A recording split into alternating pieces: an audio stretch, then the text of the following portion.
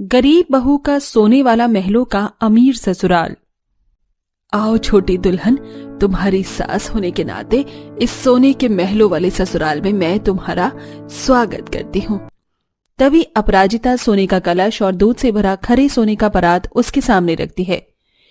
चलो छोटी भाभी, इस सोने के कलश को अपने सीधे पैर से गिराकर महल में प्रवेश करो। जी ननन जी। गृह प्रवेश के बाद कंचन अपने महलों वाले ससुराल को आंखें भर कर निहारने लगती है। महल के अंदर मौजूद सारी चीज बेशकीमती सोने की थी।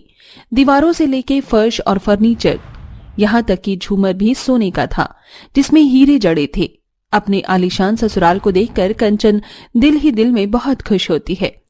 मैंने कभी ख्वाबों में भी कल्पना नहीं की थी कि मुझे सोने का इतना सुंदर ससुराल मिलेगा। ये सब कुछ मेरे लिए सपने के जैसा है। गृह प्रवेश के बाद कंचन अपने पति सूरज के साथ बेडरूम में आती है, जहां खिड़की से बाहर सुंदर झरना बहता दिख रहा था। सोने की अलमारी, सोने का पलंग लगा हुआ था जिस पर मखमल का नरम बिस्तर लगा था। तभी प्यार भरे लहजे से सूरज कहता है, और ये है हमारा कमरा जहाँ हम दोनों रहने वाले हैं। तो बताओ, तुम्हें कमरा पसंद तो आया? सब कुछ बहुत सुंदर है। शुक्रिया सूरज जी, मुझे इतना सुंदर महलों का ससुराल देने के लिए, मुझको अपनी अर्धांगिनी के रूप में चुनने के लिए। कंचन की आंखों में खुशियों के आंसू झिलमिलाने लगते हैं। उसकी आंखों के सामने धीरे धीरे गुजरी हुई गरीबी भरी जिंदगी की झलक आने लगती है, जहां गरीब कंचन अपने बुजुर्ग गरीब माता पिता हरिहर जानकी के साथ कूड़े के खत्ते के पास मड़ई में रहती है। घर के बाहर एक मिट्टी का चूल्हा बना हुआ है जिस पर वो घने कोहरे में रोटी बना रही है। कूड़े के ढेर के बीच रहने में उन्हें हर दिन कई संघर्षों से गुजरना पड़ता है। हे भगवान, आज तो ये चूल्हा सुलगने का नाम ही नहीं ले रहा।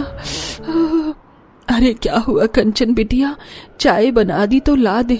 तेरे पिताजी रिक्शा लेके निकलने के लिए बेचैन हो रहे हैं। तो घूंट चाय पी लेंगे तो पी लेंगे, वरना भूखे प्यासे ही निकल जाएंगे। माँ देखो ना, सारी लकड़ियाँ सर्दी के ओस में भीग गई हैं। आँच नहीं पकड़ रही, कब से आँच सुलगाने में लगी हुई हूँ। अच्छा तू ठहर, मैं भी कूड़े के ढेर में से कोई गत्ता या पन्नी लाती हूँ, आग पकड़ लेगी। जानकी गत्ते के सहारे आग जलाती है और तीनों लाल चाय के साथ रात की बची कुची रोटी खाकर पेट भरते हैं। तभी कूड़े से भरी हुई गाड़ी आकर कूड़ेदान में कूड़ा डाल जाती है, जिससे बुरी दुर्गंध फैल जाती है। तभी बेबस होकर हरिहर बोलता है, अरे भाई, कूड़ा थोड़ा अंदर करके डाल देते तो क्या चला जाता, हमको यहीं रहना होता है, बहुत बास आती है। अरे जब तुम लोगों को इतनी ही बास आती है तो किसने कहा है इस कूड़ेदान के पास बसने के? किराए का मकान देख लो, किराया भरने की औकात नहीं है। हाल गंगू तेली वाला है मगर शौक महल वाले हैं इन लोगों के। तुम लोगों तो शुक्र मनाओ कि अधिकारी जी ने तुम लोगों को मुफ्त में रहने के लिए कूड़ेदान की जगह दे दी, वरना फुटपाथ पर रह रहे होते तो हर दिन पुलिस वाले आकर डंडे मारकर भगाते और अकल ठिकाने लगाते। अरे बेटा, इतने रुखाई से क्यों बात कर रहे हो? कम से कम उम्र का लिहाज तो कर लो। तुम्हारे पिता की उम्र के बराबर है, ये छोटी सी बात का बतंगड़ बना रहे हो। जाने दो जानकी, अभी हम लोगों का वक्त बुरा चल रहा है, भगवान हमारी परीक्षा ले रहा है। बस एक बार मैं कुछ पैसे जोड़ लूं और कैसे भी करके अपनी बेटी को कोई अच्छा सा घर देखकर ब्याह दूं, फिर हम बूढ़े बुढ़िया तो किसी वृद्धाश्रम में भी अपनी जिंदगी के अंतिम साल काट ही लेंगे। ऐसा बोलकर हरिहर, जिसके दोनों पैर ठंड के मौसम में गठिया की बीमारी की वजह से फूल जाते हैं, इसके बाद भी वो भयंकर ठंड में रिक्शा लेकर कमाने के लिए निकल जाता है। हे भगवान, कितनी ठंड है। नवंबर दिसंबर के मौसम में ये हाल है, पता नहीं जनवरी में क्या होगा। अरे ओ बेटी, कहाँ जाना है? आओ मेरी रिक्शा पे बैठ जाओ, मैं छोड़ देता हूँ। सुबह से इस रोड पर खड़ा हूँ, अभी तक 1 रुपया नहीं कमाया। हरिहर की हालत पर तरस खाकर वो लड़की बैठ जाती है, मगर कुछ दूर जाते ही वो घमंड से बोलती है, स्टॉप दिस रिक्शा अंकल, मैंने कहा रिक्शा रोको, मुझे नहीं जाना आपके रिक्शे से। एकदम बैलगाड़ी की तरह स्लोली रिक्शा चला रही हैं। ऊपर से आपका रिक्शा कितना खटारा है। अरे बेटी, कम से कम मेरे पैसे तो देती जाओ, इतनी दूर तक छोड़ने आया हूँ। आपने मुझे आधे रास्ते में छोड़ा है, मैं किस बात के पैसे दूं? Go to hell. हरिहर आंखों में आंसू लेकर घर की ओर चल देता है। तभी उसकी नजर सड़क पर एक्सीडेंट हुए एक गाड़ी पर जाती है जिसमें से धुआं निकल रहा होता है। अंदर सूरज नाम का एक लड़का होता है। हे भगवान, इन बाबू साहब को तो बहुत चोट लगी है। इन्हें ऐसे छोड़कर नहीं जा सकता। इनके घर वाले चिंता कर रहे होंगे। इनको अपने घर ले आता हूँ। हरिहर सूरज को रिक्शा पर बैठाकर अपनी कूड़े खत्ते वाले घर में लाता है, जहाँ कंचन उसके घाव को साफ करके हल्दी का मलहम लगाती है। तभी सूरज होश में आता है। मैं कहाँ हूँ और आप सब लोग कौन हैं? शुक्र है आपको होश आ गया, मगर आप लेटी रहिए, आपको काफी चोट आई है। माँ बापू जल्दी आइए, इन्हें होश आ गया है। आप कुछ पियेंगे? जी नहीं, मुझे जाना होगा। मगर बेटा, बर्फबारी के चलते आगे के सभी रास्ते कल तक के लिए बंद हो गए हैं। मैं जानता हूँ तुम बड़े घर के हो, यहाँ रहना शायद तुम्हारे लिए मुनासिब ना हो, क्योंकि हम कूड़े कचरे में रहने वाले गरीब लोग जो ठहरे। ऐसा मत कहिए काका, आपने मेरी जान बचाकर मुझे अपना कर्जदार बना दिया है। अब आपकी बात तो माननी पड़ेगी। फिर कंचन रोड के किनारे सबको रोटी खिलाती है। सूरज को उसकी सादगी देखकर एक तरफा प्यार हो जाता है। रात में जब कंचन उदास आंखों से तारों को देखती है तो सूरज उससे पूछता है, लगता है आपको तारे पसंद हैं? जी हाँ, मुझे तारों भरा आसमान बेहद पसंद है, लेकिन तारों को देखना अलग बात है, पर उसे छू पाना हम जैसे गरीबों की तकदीर में तो नहीं है। एक गरीब की किस्मत मिट्टी की होती है, जिसे चाहकर भी सोना नहीं बनाया जा सकता। सूरज कंचन के दिल के दर्द को चुपचाप से सुन रहा था। अगले दिन अपने घर लौटकर वो अपनी माँ को कंचन के साथ शादी के लिए मना लेता है और वो रिश्ता लेकर कचरे के ढेर में आते हैं, जहाँ जानकी छलकते आंसुओं से कहती है, क्या सचमुच बहन जी आप मेरी बदनसीब बेटी को अपने सोने के महलों की दुल्हन बनाएंगी? सच मेरी बच्ची के तो भाग्य ही खुल गए। तो बहन जी मैं रिश्ता मंजूर समझूं? जी बेशक। थोड़े ही दिन बाद बड़ी धूमधाम से शादी करके कंचन अपने आलीशान ससुराल आ जाती है, जहां अगले दिन कंचन अपनी माँ की दी गई सादी साड़ी पहनकर रसोई में आती है, जहां उसकी घमंडी जेठानी और ननंद पत्र लेखा अपराजिता ताना मारती हैं। ओ हेलो गरीब देवरानी जी, ये तुमने कैसी 2 कौड़ी की साड़ी पहन रखी है? अब तुम शाही सोने के महल की बहू हो, समझी? जाओ इसे अभी के अभी बदल आओ। पर जेठानी जी, ये साड़ी मुझे मेरी माँ ने बड़े प्यार से दिया है। मेरे लिए इसकी कीमत लाखों करोड़ों से भी ऊपर है।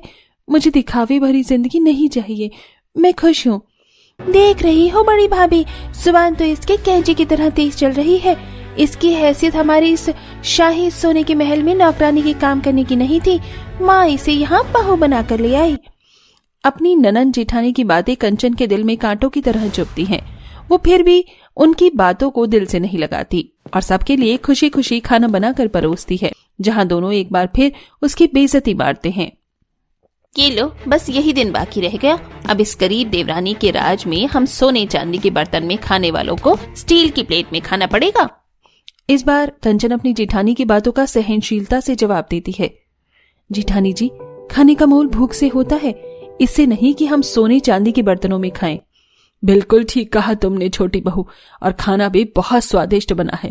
ये लो हमारी तरफ से भेंट। कंचन जैसे ही बॉक्स खोलती है तो उसमें सोने का खानदानी हार होता है, जिसे देखकर जेठानी जलन के मारे उसे सबके बीच में जलील करने लगती है। सासू माँ, आप मेरे साथ ऐसा दोहरा बर्ताव कैसे कर सकती हैं? अरे मैं एक राजशाही घराने से आई हुई लड़की हूँ, लेकिन आपने फिर भी मेरी पहली रसोई में ये खानदानी हार मुझे नहीं दिया, और ये 2 कौड़ी की देवरानी जो कि कूड़े कचरे के ढेर में से आई है, आप उसे इतना बेशकीमती सोने का हार कैसे दे सकती हैं? जेठानी जी, अगर आपको ये हार चाहिए तो आप रख लीजिए, मुझे सोने चांदी का कोई लालच नहीं, पर मेरे लिए ये परिवार अनमोल मोती है जिसे मैं पिरो कर रखना चाहती हूँ। मेरी और कोई ख्वाहिश नहीं। देख लिया पत्र लेखा बहू, बस यही फर्क है तुम में और छोटी बहू में। उसे सोने का मोह नहीं, दौलत शोहरत कभी किसी एक की होकर नहीं रहती। ये शान और शौकत आज हमारी है तो कल को किसी और की भी हो सकती है। पत्र लेखा बहू, इसीलिए परिवार के साथ रिश्ते बनाना और निभाना सीखो।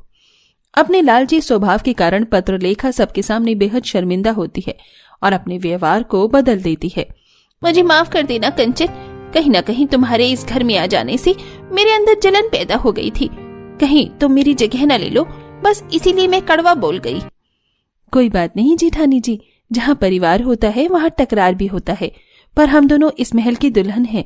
इस परिवार को संजो कर रखना हमारा कर्तव्य है। पत्र लेकर अंत में वो सोने का हार कंचन को पहना देती है, जिससे करीब बहू की खूबसूरती में 4 चांद लग जाते हैं। दोनों देवरानी जेठानी पानी से भरे मटके लेकर अपने घर की तरफ जा रही होती हैं कि तभी उनके सामने हाथी आ जाते हैं। दीदी दीदी, हाथी कहाँ से आ गए? मुझे बहुत डर लग रहा है। मैंने कभी हाथी को इतने पास से नहीं देखा दीदी। अब क्या होगा? हम कैसे खुद को बचाएं? प्रीति, तुम इतनी चिंता क्यों कर रही हो? मैं हूं ना तुम्हारे साथ। अब तक हम 36 गुणों वाली बहुएं थी, लेकिन अब मुझे अपना 37वां गुण दिखाना ही पड़ेगा। दीदी, 37वां गुण? हाँ, तुम चिंता मत करो, रुको मैं अभी हाथी को यहाँ से भगाती हूँ। नीलम कौन से 37वां गुण की बात कर रही थी और ये 36 गुण वाली बहू जंगल में क्या कर रही थी, वो भी जंगली जानवरों के बीच। 36 गुणों वाली बहू के 36 गुण जानने के लिए हमें कहानी के पीछे भाग में चलना होगा। बहू, अब से ये तुम्हारा ही घर है। हमें तुम जैसी 36 गुण वाली बहू पाकर बहुत खुशी हुई। और हाँ, हम इस जंगल वाले घर में ही रहते हैं। हमारे पूर्वज, हमारी पीढ़ी सब इसी घर में रहते हुए आए हैं, इसलिए अब तुम्हें भी इसी घर में रहना होगा। माँ जी, आप ये बोल भी क्यों रही हैं? अरे, हमें जंगल वाले ससुराल में रहने से कोई दिक्कत नहीं है। हम वैसे भी 36 गुण वाली बहुएं हैं। 36 गुण वाली बहुएं कहीं भी आसानी से एडजस्ट कर सकती हैं। सच में उर्मिला, तेरी दोनों बहुएं बहुत ही समझदार हैं और उनके गुणों की तो तारीफ ना भी करो तो भी कोई बात नहीं, क्योंकि उनके गुण तो उनकी ही तारीफ कर रहे हैं। आज हम सबके लिए कुछ अच्छा खाने के लिए बनाइएगा। इसी के साथ अब दोनों देवरानी जेठानी अपने जंगली ससुराल में एडजस्ट करने लगती हैं। अगली सुबह दोनों पूजा कर रही होती हैं। अरे वाह वाह, पहली बार हमारे इस जंगल घर में हमें पूजा की आवाज सुनाई दे रही है, और ये धूप बत्ती जंगल में तो कहीं मिलती नहीं है, फिर यहाँ पर कैसे मिल गई बहू? ससुर जी, बहुत आसानी से। दरअसल हम धूप बत्ती कहीं से लाई नहीं है, खुद बनाई है। जंगल में सारी चीज आसानी से उपलब्ध होती है, बस नजरिया बदलने की देर है। यहाँ पर घास भी थी, सूखे फूल भी थे, जिससे हमने खुद ही खुशबूदार धूप बत्ती बना दी। सच में 36 गुणों का प्रदर्शन इतनी सुंदरता से कोई नहीं कर सकता। हमें ये नहीं पता था तुम्हारे 36 गुण की वजह से जंगल में पहली बार हमें धूल, पेड़ पौधे, गोबर, इन सब की खुशबू या बदबू के अलावा भी कोई सुगंध मिलेगी। तो इसका मतलब यही ना कि आप सबको आपकी ये 36 गुण वाली देवरानी जेठानी अच्छी लगी? ये भी कोई कहने की बात है? अरे बहुत ज्यादा अच्छी लगी। लेकिन इसमें कोई शक वाली बात नहीं होगी कि अच्छी कौन ज्यादा लगी है। हाँ, मैं ही लगी हूँ। ये तो सबका अपना अपना कहना है। खैर, वक्त के साथ ही वहम भी दूर हो जाएगा। 36 गुण वाली बहू ने ससुराल में तो सबका दिल जीत लिया था, लेकिन वो आपस में झगड़ा करती रहती थी। एक सुबह नीलम सीख झाड़ू बना रही होती है। मैं भी 36 गुण वाली देवरानी हूँ, मेरा मुकाबला भी तुम आसानी से कर नहीं पाओगी। ये डरना जरूरी है। तुम जो डरती रहती हो ना कि तुम्हारी 36 गुण वाली जेठानी है, वो मुझे बहुत खुशी देता है, क्योंकि भले ही तुम भी 36 गुण वाली हो, लेकिन मेरी बराबरी तो कर नहीं सकती ना। और अगर मेरी बराबरी नहीं कर सकती तो कभी कभी ये डर आ ही जाता है। अरे जाओ ना, ये सीख वाली झाड़ू बनाकर तुम खुद को क्या समझ रही हो? मैं जा रही हूँ खाना बनाने। प्रीति जैसे ही खाना बनाने जाती है कि तभी प्रेमलता कहती है, इस जंगल में तो वही सादा खाना मिलता है। मेरा काफी दिनों से मन है कि मैं कुछ चटपटा मसालेदार खाना खाऊं, लेकिन मुझे नहीं लगता कि मैं कभी ऐसा खाना भी खा पाऊंगी। बुआ जी, आपकी बहुत जुबान चटकती रहती है, लेकिन जंगल में सादा खाना ही बहुत है। अपनी बुआ, सास और नंद की बात सुनकर प्रीति तुरंत नीलम के पास जाती है। अरे जेठानी जी, जरा सुनो ना। बोलो, क्या हुआ? वो बुआ सास को कुछ चटपटा खाने का मन है। जंगल में तो कुछ मिलता नहीं है, फिर हम चटपटा क्या बना सकते हैं? लग ही गई ना तुम्हें 36 गुण वाली जेठानी की जरूरत। कोई बात नहीं, मैं बता देती हूँ। प्रीति और नीलम दोनों जाकर रसोई में खाना बनाने लग जाते हैं। नीलम जैसे जैसे बताती है, प्रीति वैसे वैसे बनाते जाती है। लो, बनकर रेडी हो गया, चलो हम सबको खाना परोसते हैं। दोनों बहुएं मिलकर सबको खाना परोसती हैं। जैसी प्रेमलता कोफ्ते खाती है तो वो बहुत खुश हो जाती है। अरे ये क्या बना दिया, ये तो कुछ अलग ही बेहतरीन सा लग रहा है। हमारे जंगल में ये कहाँ से मिल गया? ये तो आपकी 36 गुण वाली बहू का कमाल है। दरअसल ये है कोफ्ते गोभी के। कैसी लगी? बहुत ज्यादा स्वादिष्ट है, उम्मीद से ज्यादा अच्छे हैं। अरे, मुझे तो पता भी नहीं था कि ऐसा भी कुछ बन सकता है यहाँ। दरअसल ये मैंने बनाए हैं। अरे ये सब चीज मैं ही बना सकती हूँ। बुआ सास का खाने का मन था तो प्रीति मेरे पास आई। अब 36 गुण का इस्तेमाल करना तो मुझे ही आता है, इसलिए मैंने अपने 36 गुण का इस्तेमाल किया और बढ़िया से कोफ्ते का आइडिया दिया। आइडिया दिया तो क्या हुआ, बनाया तो मैंने ही है ना। अरे दोनों बस करो, किसने भी आइडिया दिया या फिर बनाया, किसी ने भी हो, हमारे लिए तो तुम दोनों बहू का ही मिला जुला काम है, और जो कि हम लोगों को बहुत ज्यादा पसंद आया। भगवान तुम दोनों को हमेशा खुश रखे। इसी तरह दोनों बहू में तू मैं होती रहती है और दोनों ही अपने 36 गुणों का बखान भी करती रहती हैं। कुछ दिनों बाद दोनों सुबह 4 बजे उठकर पानी लेने जा रही होती हैं। वैसे सही किया हमने कि सुबह ही हम पानी लेने जा रहे हैं, वरना तो यहाँ पानी लेने के लिए दिन में जाते थे सब। अब हमें रास्ता पता चल गया है तो हम ही चले जाते हैं सुबह। ये तो मेरा आइडिया था ना, तुम तो कह रही थी कि थोड़ा लेट ही जाते हैं। दोनों ऐसे ही बात करते हुए जा रहे होते हैं कि तभी उनके सामने हाथी आ जाता है। दीदी मुझे सच में बहुत डर लग रहा है। नीलम जल्दी से कुछ गन्ने लेकर आती है और हाथी को खिलाने लगती है। ये लो हाथी राजा, गन्ने खा लो, तुम्हें गन्ने बहुत ज्यादा पसंद है ना, लो गन्ने खाओ। पानी पीना है, पानी भी है, ये लो मटके से पानी पी लो। दीदी ये क्या कर रही हो, अरे ये आपको नुकसान भी पहुंचा सकते हैं। अरे कुछ नहीं नुकसान पहुंचाने वाले, हम उनके साथ प्यार करेंगे तो वो भी हमारे साथ प्यार से ही रहते हैं। नीलम का प्यार देखकर हाथी कुछ नहीं करता और तब प्रीति भी उसे प्यार से गन्ने खिलाने लगती है। प्रीति का अपनी जेठानी को लेकर मन बदल जाता है। दीदी आप सच में अच्छी हैं, मैं तो खामखा ही झगड़ा कर रही थी। तारीफ तो मैंने भी नहीं की, लेकिन तुम भी बहुत ज्यादा अच्छी हो। कुछ दिनों बाद सब बैठे होते हैं कि तभी घर में जोंक आ जाता है। अरे जोक आ गया, सब लोग यहाँ से हट जाओ, कहीं किसी के अंदर घुस गया ना तो सारा खून पी जाएगा। अरे आप लोग चिंता मत करो, रुको मैं अभी इस पर नमक छिड़क देती हूँ, मर जाएगा। नमक से सच में जोंक खत्म हो जाते हैं क्या? अरे देखते जाओ, इतनी भी क्या जल्दी है, अभी सामने देख लेना। प्रीति जैसे ही जोंक पर नमक छिड़कती है तो वही खत्म हो जाता है और नीलम जाकर उसे घर से बाहर फेंक देती है। अरे भाई मानना पड़ेगा, हमारी दोनों बहुएं 36 गुणों की इतने अच्छे से सराहना करती हैं कि हम तारीफ करे बिना ठहर ही नहीं पाते। और आजकल तो दोनों बहू में तालमेल भी अच्छा बैठने लगा है। जब देवरानी इतनी अच्छी हो तो तालमेल बैठने में कौन सी दिक्कत होती है। इसी तरह दोनों देवरानी जेठानी का प्यार भी बढ़ जाता है। सुबह देवरानी जेठानी 4 बजे पानी के लिए गई होती हैं। आज तो हम थोड़ा लेट हो गए, कहीं सारे जानवर घर ना आ गए हो। मुझे भी यही लग रहा है, घर वाले तो डर जाएंगे। जानवर को अब हमसे लगाव हो चुका है, लेकिन वो घर वालों को तो नहीं जानते ना। नीलम और प्रीति दोनों जल्दी से घर पहुंचती हैं, लेकिन जैसे ही वो देखती हैं कि जानवरों ने घर को घेर रखा है, सब लोग डर जाते हैं। कोई बचाओ हमें। हे भगवान, ये जानवर कहाँ से आ गए? हमारे घर को घेर लिया है, पहले तो कभी ऐसा नहीं हुआ। जिस बात का डर था वही हुआ। चलो प्रीति, हमें जानवरों को घर से दूर हटाना पड़ेगा। प्रीति और नीलम दोनों मिलकर सभी जानवरों को घर से दूर लेकर जाती हैं और उन्हें पानी और कुछ फल खिलाती हैं। ये सब देखकर घर वाले काफी हैरान थे। तुम सब इन जानवरों की दोस्त बन गई हो क्या? हाँ, दरअसल अब हमें जंगल में रहना है तो जंगल के जानवरों से भी तो हाथ मिलाना ही पड़ेगा ना। और ये कितने प्यारे हैं। हम इतने सालों से जंगल में रह रहे हैं, लेकिन हमने जानवरों से कभी हाथ नहीं मिलाया। हम हमेशा डरते रहे, लेकिन तुम दोनों 36 गुण वाली बहुओं ने ये भी कर दिखाया। और मुझे इस बात की उम्मीद नहीं थी कि तुम 36 गुण अपने जानवरों को भी दिखाओगी। तुमने तो जानवरों को अपना दोस्त ही बना लिया।